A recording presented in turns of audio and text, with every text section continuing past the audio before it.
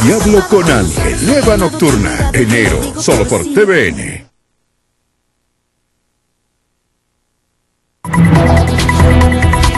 Regresamos con más Noticias 24. Actualmente Chile destina un 1,2% del PIB para mitigar los efectos de los desastres naturales. Es la cifra más alta dentro de los países de la OCDE y que representa también una gran oportunidad para buscar opciones de disminuir el impacto tras una tragedia. Queremos ahondar en estas cifras, es por eso que estamos con el decano de la Escuela de Ingeniería de la Universidad Católica, Juan Carlos de la Hiera, presidente de la Comisión para la Resiliencia frente a Desastres Naturales, CREDEN. Muchas gracias por acompañarnos acá esta tarde.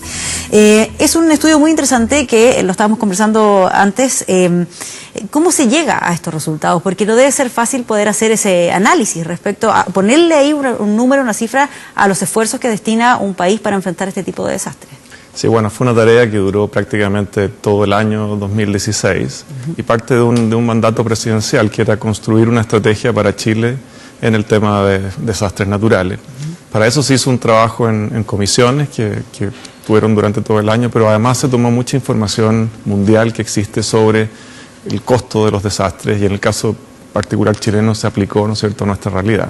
¿Cuánto destina nuestro país para mitigar el impacto de los desastres? Bueno, Chile, como decías tú, es el país que más destina como porcentaje de su Producto Interno Bruto al tema de desastres, del orden de 1,1 a 1,2% del Producto Interno Bruto. Lo que es eso considerando todo, el Estado, al sistema privado, a todos los sistemas que funcionan y operan en el país.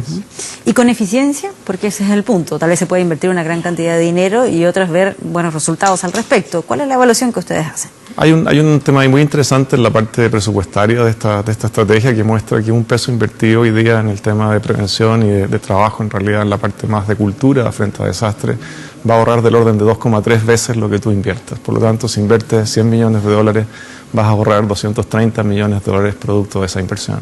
¿Y eso es una estadística que se aplica aquí en Chile o en general en todos los países? Es una cifra que se obtiene de mucha información mundial aplicada al contexto chileno y en la realidad anterior que ocurrió en Chile. Por lo tanto, estamos convencidos que esa inversión es extraordinariamente rentable.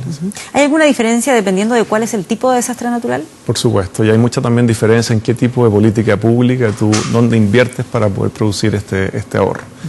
Y generalmente, por supuesto, en proyectos o en procesos, dependiendo en cuál inviertas tú, es el monto que obtienes como ahorro. En el tema de desastres, por supuesto que hay diferencias, porque hay desastres que son muy difíciles de manejar directamente con desarrollos, por ejemplo, normativos. Pero hay otros ¿Cómo en cuáles? ¿Dónde notan esas diferencias? No, por ejemplo, hoy día hay un avance muy grande en Chile en el tema sísmico. Tú puedes realmente, por ejemplo, a través del avance de la normativa sísmica, lograr impactos muy pronto que mejoren la construcción chilena y con eso reduzca el costo que generaría el daño, por ejemplo, en el caso de un terremoto. Pero en el caso de tsunamis, por ejemplo, la cosa es un poquito más compleja porque hay que trabajar con otro tipo de política pública que impida, ¿no es cierto?, el daño sobre la población. O sea, detener a un tsunami o tener una ola producto de un gran terremoto es bastante más complejo que reducir, por ejemplo, la vibración que se origina en un terremoto. Y en eso, ¿cuál es la evaluación que ustedes hacen al respecto? Porque me acuerdo cuando fue el año 2010, se hacía un análisis profundo sobre cuál era la mejor medida, las mejores herramientas para enfrentar los tsunamis, desde las viviendas tsunami resistentes hasta establecer algún tipo de barrera para cuando se generara una situación de esas características. ¿Cómo evalúan ustedes lo que ha sido el proceso y la reflexión que ha habido en torno al tema de cómo enfrentar los tsunamis? Ahora, yo le puedo mencionar que esta es una estrategia. Quien va a desarrollar, obviamente, la investigación para contestar la pregunta que usted me está haciendo, tiene que ver con todos los científicos y los ingenieros y todas las personas que se dediquen a hacer esa investigación en Chile. Esta estrategia lo que hace es rayar un poco la cancha de cómo se puede llevar adelante ese desarrollo. Ahora, dicho eso, evidentemente hoy día hay mucha información mundial de cómo poder manejar estos distintos desastres. Usted, si está en una zona inundable, por ejemplo, en el caso de un tsunami, evidentemente la acción más importante es cómo evacuar esa zona inundable.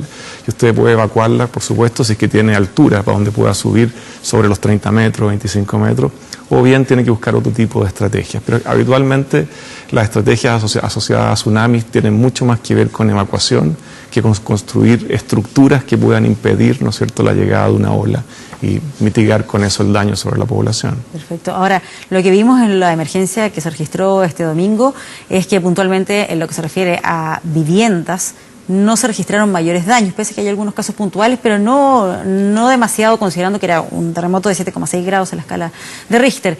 No así en las carreteras. De acuerdo a los ojos de este estudio, ¿qué conclusiones también se pueden sacar al respecto?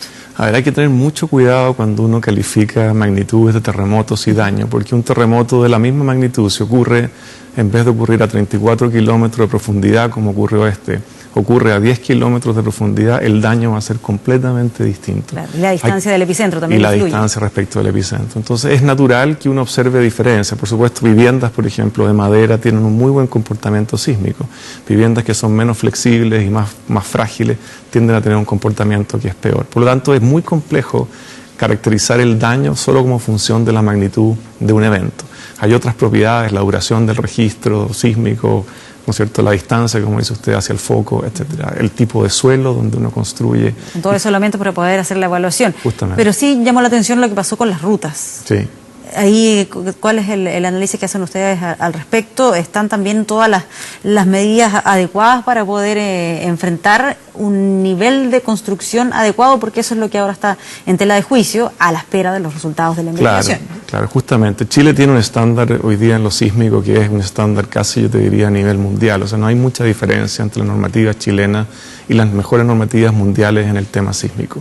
Y ahora, que te pase que una estructura tenga daño porque hay un deslizamiento de terreno, porque hay un asentamiento de terreno, eso hay que investigarlo, si se debe precisamente a una condición de diseño que fue inadecuada, a una condición constructiva que fue inadecuada, etcétera.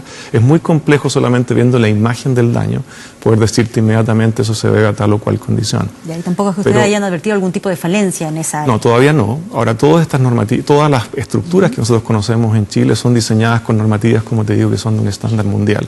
Ahora, eso no quiere decir que una estructura en particular pueda sufrir daño. De hecho, cualquier normativa en el mundo considera el daño como parte de su diseño. Ahora, ¿qué es lo que pasa también con el monitoreo, con el reporte de amenazas naturales, que es lo que provee la información adecuada para enfrentar también situaciones de emergencia? ¿Cómo lo evaluaron ustedes en este informe? Bueno, el país ha ido progresando bastante en el tema de monitoreo y captura de datos para lo que sirva, ¿no es cierto?, como insumo a la investigación de las ingenierías y de la ciencia, pero todavía estamos lejos de lograr realmente una cobertura nacional importante para todo tipo de desastres que nos permita realmente hacer la investigación que queremos hacer. Pero estoy leyendo acá que ustedes lo plantean incluso como la situación país post-estrategia a 20 años. ¿Qué es lo que detectan ahí que tal vez hay que ponerle más atención o que nos estamos quedando rezagados? Bueno, lo que está en esa estrategia en realidad es que Chile puede ser realmente un líder a nivel mundial de lo que es todo el tema de resiliencia frente a desastres. Esto no solamente ve cómo reducir el daño sobre todos los sistemas construidos y sociales en Chile debido a un gran evento natural, sino también cómo tomar eso y transformarlo en una gran oportunidad para el desarrollo del país.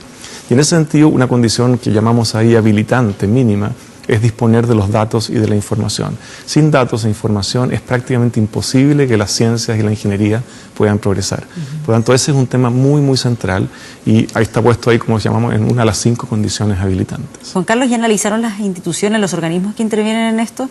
Lo pregunto también vinculado ahí con los cuestionamientos que hay en torno a Altoa, que tuvo que cambiar el horario del tren de ola, como se había anunciado originalmente. Lo que pasa es que esta estrategia es directamente solo sobre los temas de investigación, desarrollo e innovación. No se mete sobre las componentes operativas. Va a estudiar a los distintos sistemas operativos y cómo responden en Chile frente a un desastre. Pero no tiene que ver con la implementación, tiene que ver con el estudio que da los insumos para que esa implementación sea adecuada. El tema de predicción de los eventos, por ejemplo, de respuesta inmediata, es un tema que está considerado acá a través de un conjunto de escenarios. O sea, se van a construir un montón de escenarios para Chile que nos van a poder permitir predecir con mayor, hacerlo mucho más pronto, ¿no es cierto?, lo que sea el efecto de estos grandes terremotos o grandes eventos. Claro, y ustedes aquí plantean incluso una serie de acciones por realizar, por ejemplo, desarrollo de investigación y tecnología en datos y sensores, que es algo práctico y técnico, o la creación de un sistema nacional de monitoreo, reporte de amenazas naturales, un catastro y reconocimiento de brechas de monitoreo en Chile. ¿Qué es lo que falta para poder llevar a la práctica aquello? Falta inversión. Eso Faltan recursos. Aunque se invierta a tal nivel en nuestro país, falta todavía más. Lo que pasa es que si uno realmente hace esta inversión y se da cuenta que al invertir, ¿no es cierto?, como decía, $1 va a recuperar 2,3 pesos por cada peso invertido en todo lo que son procesos y proyectos que conduzcan a la resiliencia. Yo creo que este es el mejor negocio que el país puede hacer consigo mismo. Ya, la verdad que para mantener esta estrategia de resiliencia solo se va a necesitar una fracción de esos recursos ahorrados. Estamos hablando acá de sobre 2.000 millones de dólares al año que el país tiene que invertir para poder mantener este país operativo dadas sus amenazas naturales. Por lo tanto, la verdad es que cualquier acción que hagamos en esa dirección, y es una inversión, porque obviamente estamos seguros que se va a recuperar a través del ahorro. Claro, porque al invertir, el gasto posterior es mucho va a ser menor. Muchísimo menor, exactamente. Ahora, este trabajo que ustedes realizaron, que ustedes me dicen que les tomó un año, ¿cuál es el destino que va a tener? Es una muy buena pregunta. El destino debiera ser que esto se transforme en una política pública. Hay un destino inmediato, sí, que al presentar esta estrategia nosotros presentamos como Consejo Nacional de Innovación la posibilidad de desarrollar un instituto tecnológico público que va a financiar Corfo, y ese va a ser el primer paso inmediato. Ya está otorgado ese instituto, se va a trabajar con los recursos. Este instituto lo que haría hoy día es estudiar cómo sería la articulación de todas las capacidades que el país tiene en el entorno de la resiliencia y cómo hacerlas funcionar como un conjunto, como un sistema. Uno de los grandes problemas que tenemos en general como país es que muchos de estos problemas son atacados en forma parcial por distintos agentes dentro del país. Una de las funciones principales de ese instituto va a generar esta articulación de todos los actores nacionales para que se conduzca hacia una estrategia que genere resiliencia frente a estos desastres. Ese es el primer paso inmediato. Pero después de eso hay que instalar este instituto, hay que generar un presupuesto que permita que esto y que los investigadores nacionales puedan desarrollar el conocimiento de base, que permita desarrollar buenas políticas públicas, mejorar nuestras normas. Y eso es todo lo que este informe de esta estrategia presenta.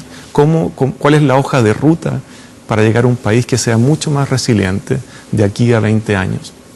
Como tú dices, es una inversión que no es de corto plazo, es de mediano plazo y requiere esta consistencia que va a atravesar a distintos gobiernos del país. Esto no es un problema que pueda ser resuelto por un solo gobierno. O sea, los recursos están para iniciar, para dar el punto de partida, pero también se va a requerir de presupuestos año a año específicos, que le permitan mantenerse con vida. Claro, porque entre las condiciones habilitantes, por ejemplo, está la formación del capital humano que Chile necesita para poder dar respuesta a estas grandes preguntas. Está toda la infraestructura de laboratorios y tecnológica para desarrollar, ¿no es cierto?, las investigaciones. Hay una serie de condiciones habilitantes que van a permitir que esto se haga realidad. Aparte de las 14 tareas que tiene el proyecto mismo, que son tareas muy específicas, que van a ir a trabajar aspectos sociales, aspectos del entorno físico, el tema de desarrollo tecnológico y también el tema de los fenómenos naturales. Sí, Juan Carlos, antes de terminar, si alguien quiere ver el detalle de este informe, ¿está publicado en algún sitio web? ¿Existe algún modo de acceder a él? En el Consejo Nacional de Innovación ¿Ya? Lo pueden bajar directamente del Consejo Nacional de Innovación y ahí tienen el informe en PDF completo. Perfecto. Juan Carlos, muchísimas gracias por acompañarnos aquí. Muchas gracias a ti. Bueno, y la presidenta Bachelet estuvo hoy en Temuco, donde participó en una reunión de la Comisión Asesora